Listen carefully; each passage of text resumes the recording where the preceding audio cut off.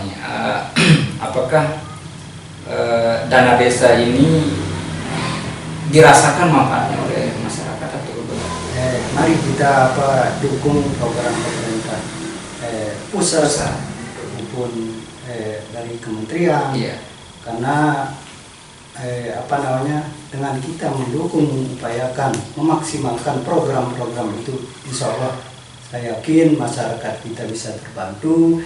Dengan inilah kita akan bisa memberikan pelayanan kita maksimal kepada masyarakat.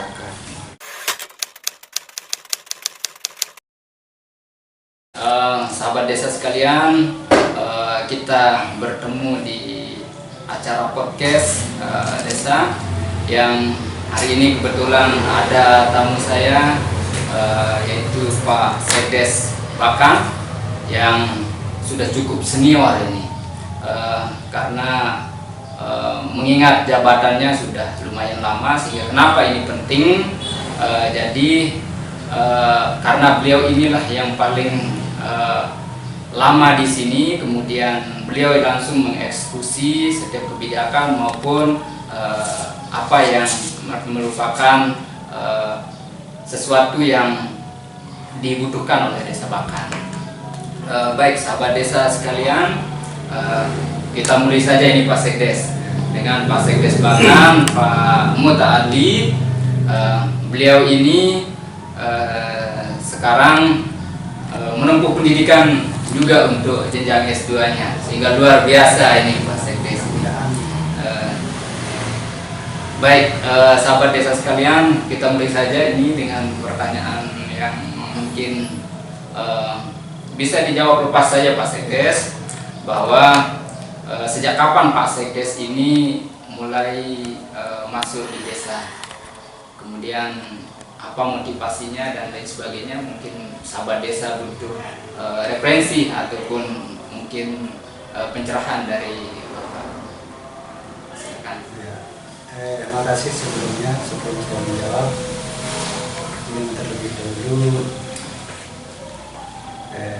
saya memperkenalkan diri. Terima kasih sebelumnya saya ucapkan atas kesempatan untuk memberikan kepada saya di sini selaku pelayan di desa, yang dalam hal ini saya di sini selaku sekretaris desa di Desa Bakan. Dan sebelumnya Assalamualaikum warahmatullahi wabarakatuh. Salam sejahtera untuk kita semua, dan semoga pagi hari ini kita semua diberikan kesehatan, keafiatan. Semoga aktivitas kita semua juga selagi kita masih sehat, mudah-mudahan juga semua kegiatan aktivitas kita semuanya bernilai ibadah. Dan nantinya apapun yang akan kita kerjakan ini, ya selain kita selain kita untuk mengabdikan diri kepada masyarakat juga, nilai positifnya juga kita bisa memberikan yang terbaik untuk masyarakat dan negara kita. Dia terkait masalah pertanyaan yang tadi, pertanyaan awal tadi, masalah sejak kapan saya di desa. Alhamdulillah saya masuk di desa sesuai dengan keputusan ada SK pertama saya masuk di sini tahun 2007 saya 2007. Alhamdulillah sudah 3 periode kepala desa sampai sekarang ini. Sudah mengalami dan mengikuti roda pemerintahan dari periode yang pertama, kedua, yang ketiga. Dan alhamdulillah Desa Bakan juga dari sejak definitif 1 September 95, alhamdulillah sudah mulai ada peningkatan, terutama di sektor-sektor IDM yang bisa mengangkat IDM kita di desa. Luar biasa nih Pak Sekdes ini. Baik, sahabat desa sekalian, Pak Sekdes tadi sudah memperkenalkan diri, kemudian sudah memberitahukan kepada kita sejak kapan beliau aktif di desa, menjadi pelayan bahasanya, pelayan kepada masyarakat di desa, khususnya di desa Bakan. Pak Sekdes, mungkin Bapak bisa berikan kita gambaran sekedar lokasi dari desa Bakan ini, biar sahabat desa di seluruh Indonesia bisa tahu lokasi kita di mana gitu. Oh ya, terkait masalah keadaan atau lokasi desa untuk desa Bakan ini, alhamdulillah mungkin kalau kita lihat garis koordinat garis koordinatnya, desa paling ujung di paling barat, Kecamatan Janapria, Kabupaten Lombok Tengah, dan merupakan desa pemekaran dari desa induk Desa Langku. Desa Langku yang mekar atau definitif di tahun 1995 dengan Selipung Brigade. Iya. Nah, kondisi desa kita di sini, nah seperti apa yang saya sampaikan di awal tadi, bahwa kita sudah masuk ke periode ketiga untuk di desa Bakan. Dan alhamdulillah di desa kita ini, di desa Bakan, dengan jumlah dengan luas wilayah 172 hektar. 572 hektar dengan luas wilayahnya. Kemudian wilayah dusunnya berapa ini? Nah, untuk dusunnya kita sampai sekarang ini, dulu di awal pemekarannya 3 dusun menjadi 5 dusun, kemudian 8 dusun, dan terakhir sekarang ini ya, di periode ketiga ini sudah menjadi 16 dusun. Dengan jumlah masyarakatnya? Dengan jumlah masyarakatnya, ini kita mendata data sampai juga data realnya ini untuk sampai sekarang ini 6.400 sekian lah untuk 6.400 ya, untuk jumlah penduduk kita di sini. Jiwa. Baik, Pak Sekdes.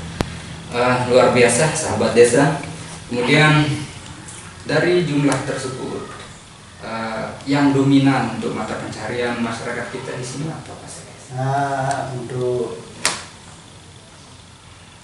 mata pencarian rata-rata di sini, memang kalau kita lihat juga kondisi masyarakat kita di sini petani.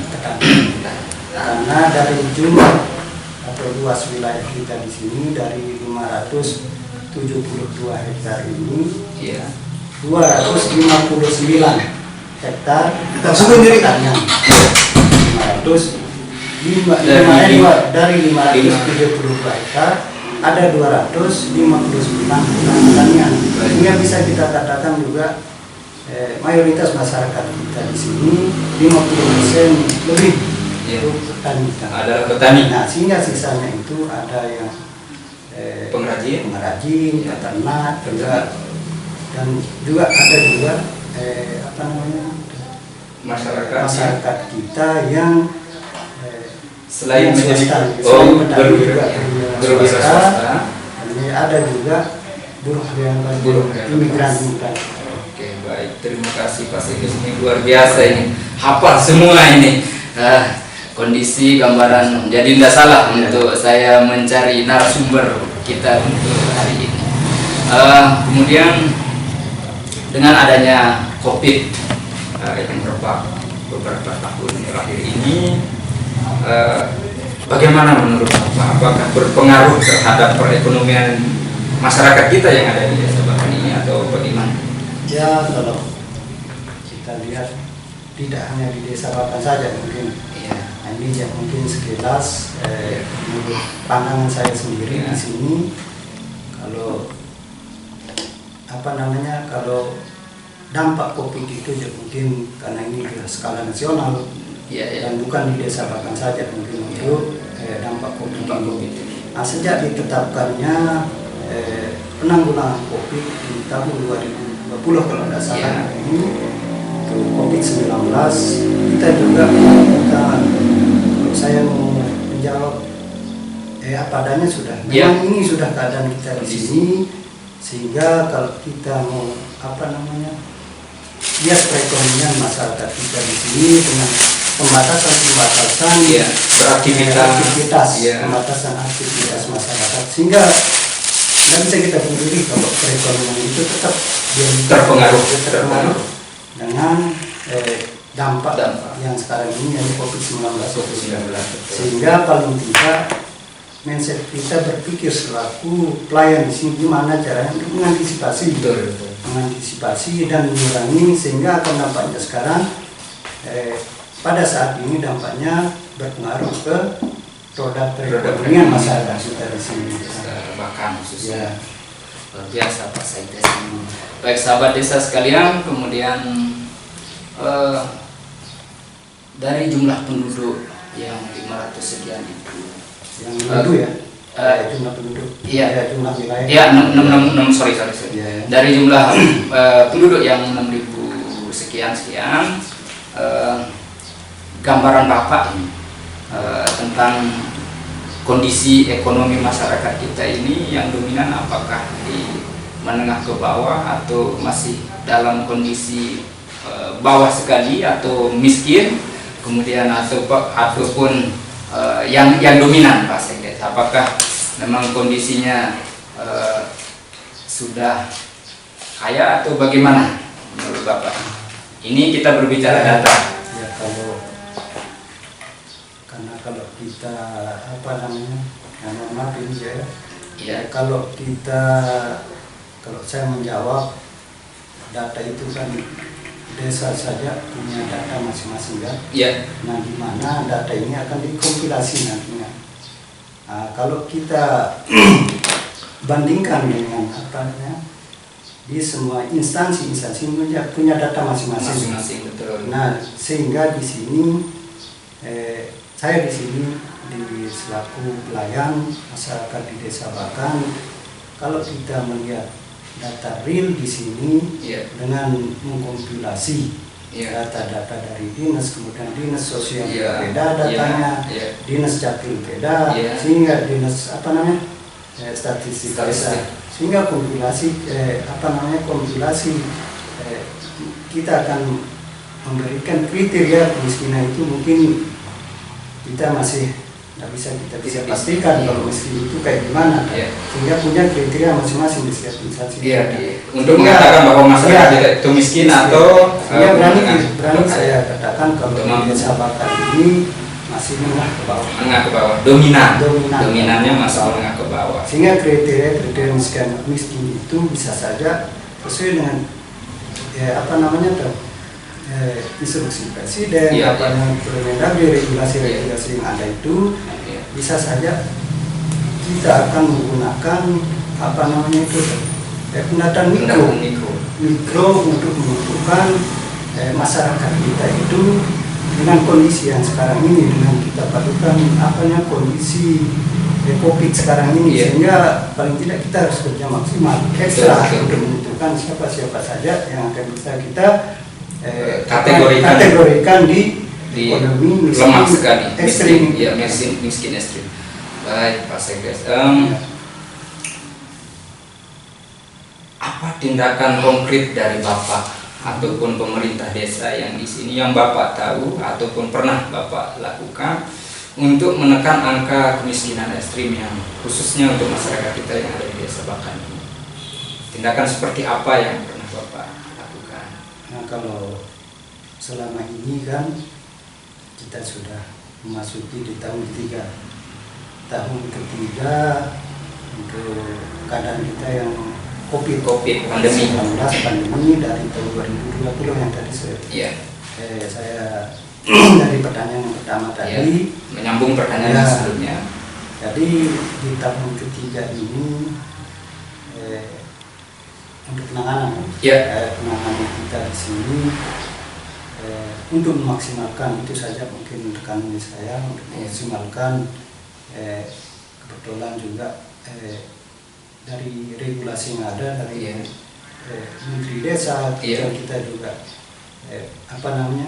garis vertikal kita dari desa, kemudian DPND, kemudian dari sampai peraturan-peraturan Iya. kementerian itu Menteri Desa, kemudian kita diatur oleh Presiden, di mana di Iya. sana ada PP dan Undang-Undang Desa, di mana regulasi-regulasi itu akan vertikal, akan kita laksanakan, di mana sesuai dengan instruksi dari pemerintah pusat. Iya. Nah, kita akan mengkalkulasikan ini masyarakat miskin kita di sini sesuai dengan harapan Bapak Presiden Iya. untuk penuntasan kemiskinan 0% sampai dengan tahun 2024. kalau nggak salah. 2024. Walaupun targetnya mungkin di rencana jangka panjangnya 2030. Iya. Dan mudah-mudahan juga niatan ataupun hajatan Presiden untuk menuntaskan kemiskinan zero kalau nggak salah itu, dan 0% bisa kita aplikasikan di desa dengan mengupayakan memaksimalkan tim-tim satgas di bawah untuk melakukan pendataan dengan dengan kita memaksimalkan tim-tim satgas itu di tingkat wilayah dusun untuk memaksimalkan data itu valid. Iya. Untuk data kemiskinan kita di Baik, sini. Pak Sekdes, jadi di tahun 2020 mulai refocusingnya Iya. untuk dana yang memang direncanakan untuk kegiatan fisik tapi dialihkan untuk BLT dan lain sebagainya sampai dengan tahun ini. Dan alhamdulillah hari ini Pak Sekdes sudah menyelesaikan untuk BLT di tahun 2022 ini untuk 1 tahun. Dan berapa KPM ini untuk tahun 2022 ini Pak Sekdes? Alhamdulillah ya. Kalau kita, dan ini juga sebagai gambaran kita, Iya. upaya pemerintah Iya. kita, pemerintah pusat maupun kolaborasi ya, Iya. pemerintah pusat dari sampai dengan pemerintah dasar paling bawah kita di desa Di di desa. sini bisa memberikan solusi dengan keadaan kita sekarang. Alhamdulillah untuk penanganan, dan di sini juga kalau nggak salah di regulasi dari pusat ke daerah juga, karena BLT ini adalah program ya, Iya. yang harus dilaksanakan, sehingga kalau nggak salah di tahun 2021 kemarin 100 KPM 100 KPM. dan sekarang 194 KPM untuk penerima bantuan langsung tunai dana desa untuk tahun 2022 sekarang. Dan alhamdulillah untuk tahun ini sudah kita selesaikan kemarin Iya. Dan Untuk ya, 2022 sampai dengan bulan Desember. Desember. Oh, luar biasa ini. Desember, dan mudah-mudahan juga harapan kita untuk pemerintah pusat, terutama Presiden yang alhamdulillah yang telah memberikan solusi dari keadaan kita di desa ini, dan mudah-mudahan juga masyarakat kita akan merasa terbantu dengan bantuan ini. Sehingga paling tidak kalau kita hitung-hitungan ekonomis mungkin tidak akan mencukupi. Betul. Namun dengan Adanya. ini paling tidak ini kalau saya dan lihat kasat mata keadaan masyarakat kita di sini, nah paling tidak ini stimulan untuk merangsang. Iya. Kalau mereka ini sudah masyarakat kita di sini bahwa masih ada yang peduli Betul. terutama dengan kondisi ekonomi yang sekarang ini. Dan alhamdulillah saya yakin kepada masyarakat kita yang mendapatkan KPM yang mendapatkan bantuan ini, Iya. ini insya Allah akan merasa terbantu. Iya. Dan sasarannya ini Pak Sekdes, apakah sasarannya ini kepada masyarakat yang menengah atau mampu atau ke bawah saja, atau ada juga masyarakat kadang-kadang yang sudah memang dapat bantuan dari yang lain, atau bagaimana ini Ya. untuk sasaran sampai ini keluarga penerima manfaat ini? Nah, bagaimana? Untuk sasaran kita ya di sini, untuk sasaran kita di Desa Bakang, tetap kita akan mengacu ke regulasi. Iya. Regulasi pendataan itu sudah termasuk di data DTKSK. Iya. Kalau data itu penerima, ada juga kalau memang kita kalkulasikan dengan perekonomian kita di sini, perekonomian masyarakat kita di sini, ya, sistem pendataan kita di sini kalau kita kembali ke yang awal tadi, masyarakat dengan kondisi ini ya miskin itu kayak gimana kan? Iya. Nah itu ya sempat juga saya berpikir dengan kondisi yang sekarang ini miskin itu kayak gimana? Iya. Salah satunya juga ada warga kita di sini, memang kondisinya kalau kita lihat ekonomi ya memang orang ada. Iya. Nah, tapi dengan kondisi yang sekarang ini, nah kebetulan Karena dia terdampak juga, COVID. ya kebetulan dia juga pekerjaan sehari-harinya sebelum COVID ini kan, wah orangnya mewah sudah di sini, dia menjadi jasa TKI, Iya. jasa TKI, tapi dengan kondisi perekonomian dengan kondisi COVID yang kemarin, serba pembatasan. nah sehingga kayaknya juga Terkena sistem pendataan kita di sini, sehingga tetap kita akan prioritaskan masyarakat kita yang terdampak ekonomi, terutama di aktivitas mereka sehari-hari. Iya, iya. Dan kalau kita lihat juga perekonomian atau aktivitas memang yang aktivitas rutin masyarakat kita, petani di sini kan keluar masuk sawah. Sehingga kalau kita lihat itu jangan biasa-biasa saja. Iya. Tapi memang ada yang memang kendalanya di sini yang ketika akan kelihatan sekali memang perubahan drastis, terdampak dengan perekonomian itu, sehingga mau tidak mau dengan tim Satgas yang ada di sini kita mengupayakan pendataan itu yang memang sudah terdata di DTKSK dan tidak mendapatkan bantuan yang memang sudah bantuan lain Iya. di PKH, Iya. PNT. Iya. Dan itu ya. Nah yang lain itu ya, karena ini adalah dampak dari dampak global, Iya. dan global yang semuanya memang akan terdampak, artinya begini Pak Sekdes, ya. sasaran dari BRT yang kemarin itu bukan hanya yang miskin ekstrim saja, tapi yang terdampak dengan COVID. Ya, terdampak COVID ya.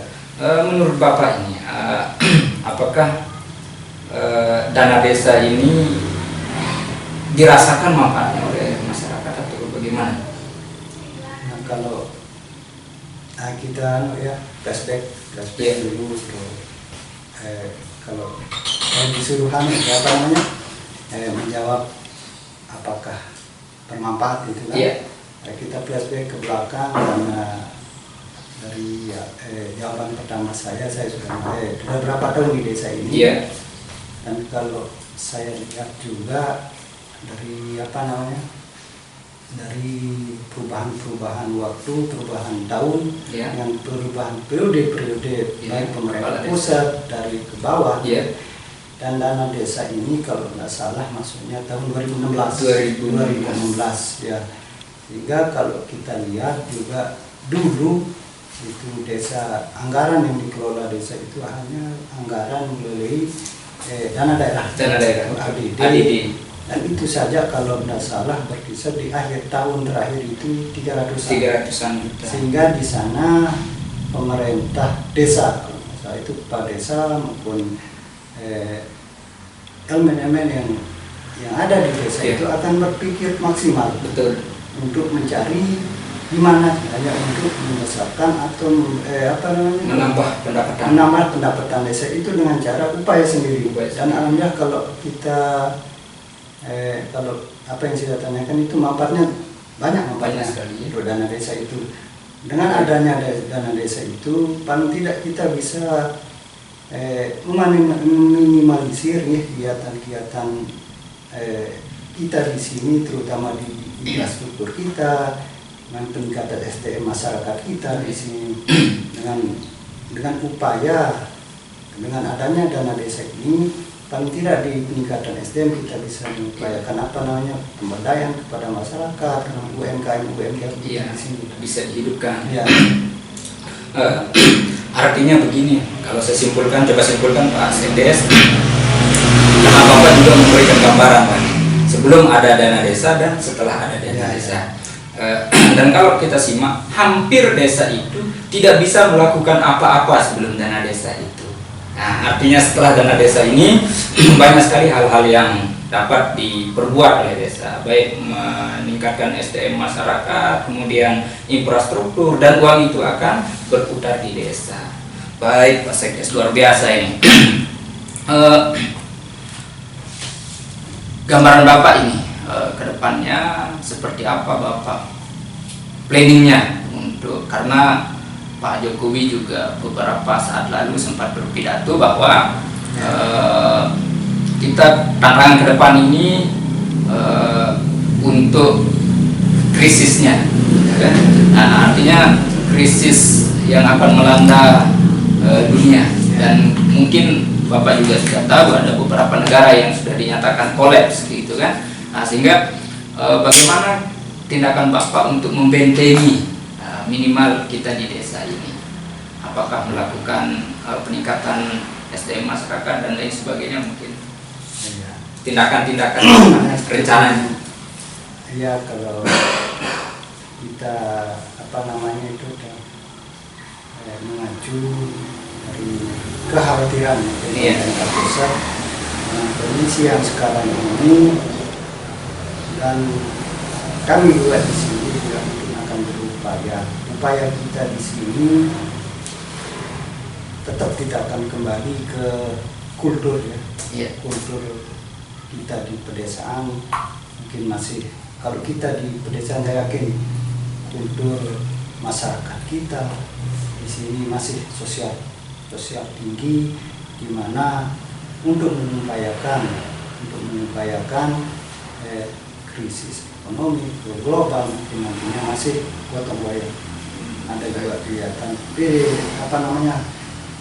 PKTD yang bisa kita laksanakan, dan apalagi untuk di tahun 2023 kalau tidak salah ini sesuai dengan regulasi dari Presiden, kemudian dari Kementerian Desa, dan alhamdulillah yang dari kalau tidak salah di sana 25% maksimal TDD, dan mudah-mudahan juga di sini nantinya tim Satgas, tim Covid kita di sini untuk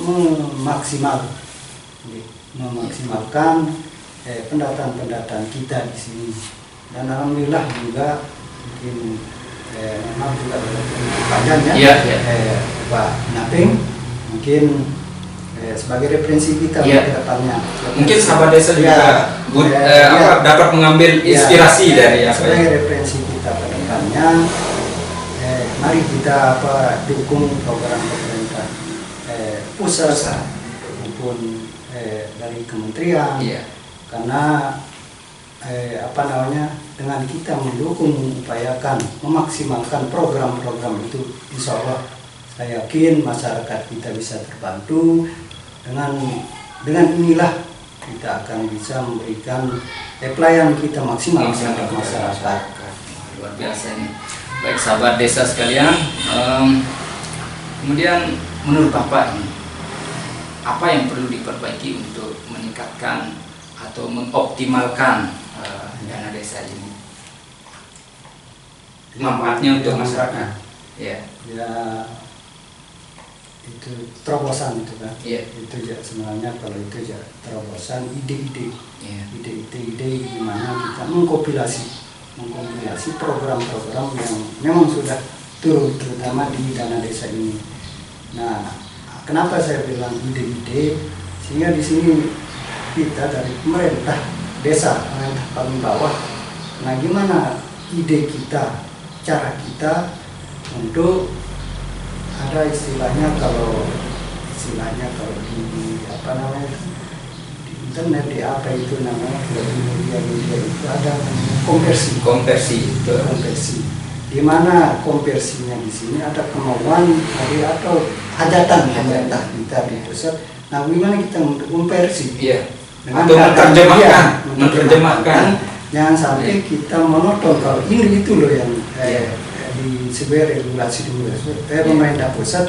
Nah, paling tidak kita bisa mengkompilasi gimana keadaan kita di bawah dengan tidak monoton, sehingga kita bisa menyesuaikan dengan bagaimana keadaan wilayah itu sendiri, terutama di desa ini. Sesuai dengan apa yang saya sampaikan tadi, kondisi masyarakat kita di sini pertanian, sehingga paling tidak gimana ide kita, berpikiran kita apa sih kendala di pertanian ini, paling tidak untuk di ketahanan pangan itu kalau tidak salah. Ya, di SDGs. Iya, di SDGs itu untuk ketahanan pangan.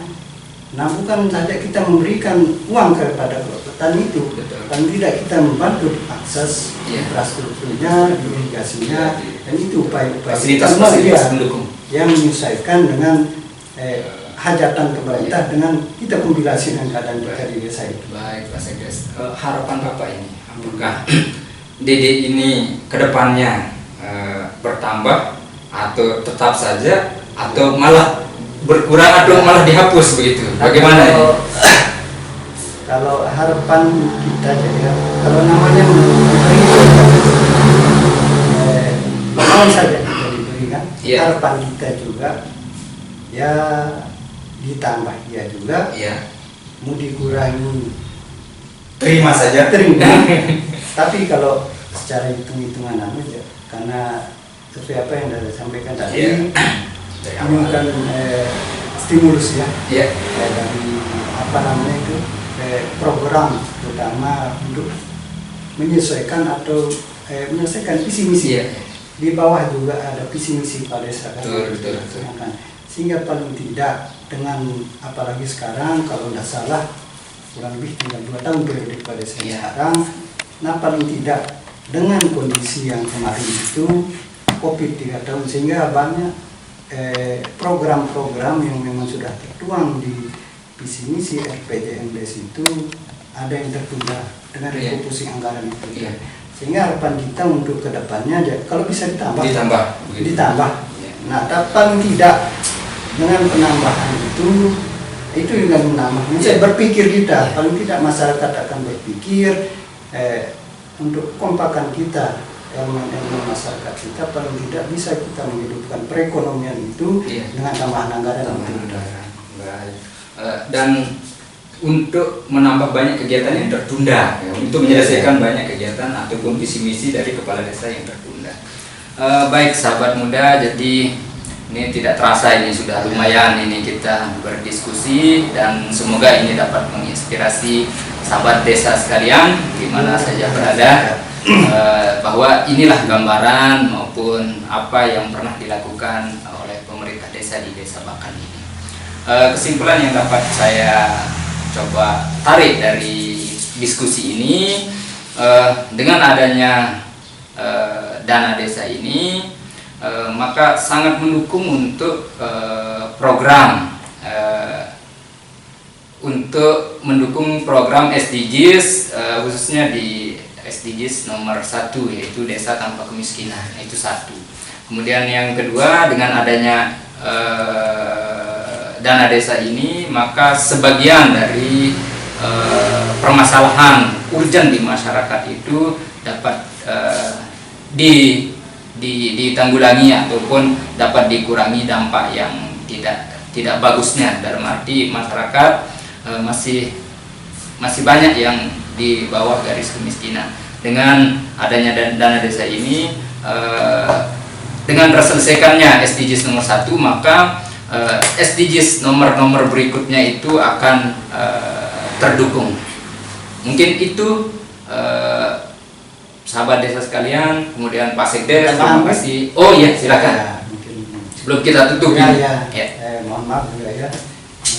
Ini sebagai tambahan dari saya, mungkin pesan terhadap teman-teman rekan-rekan yang lain, terutama yang menonton atau yang mengikuti video ini. Pesan saya mungkin di sini pesan terakhir di sini, terutama di DD, dana di desa. desa. Alhamdulillah, mari kita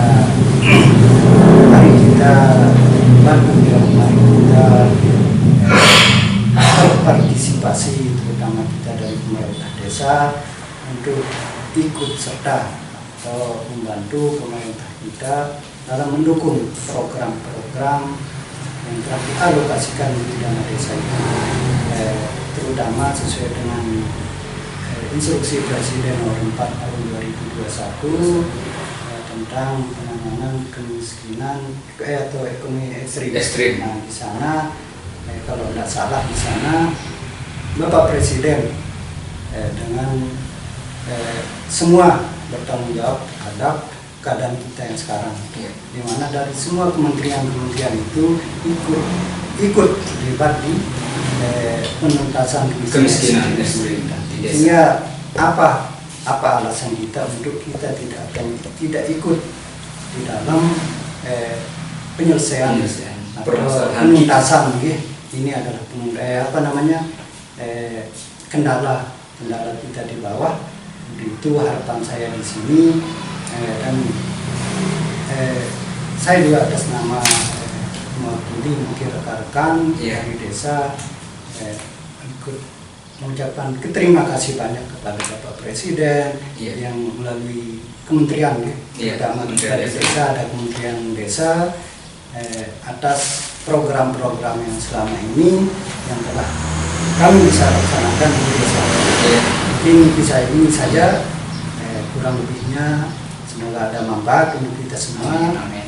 Dan ini sebagai motivasi kita, selamat berdesa, dan semoga apa yang akan kita laksanakan, apa yang kita berikan ke desa ini, cuma satu harapan kita, mungkin nilai ibadah saja.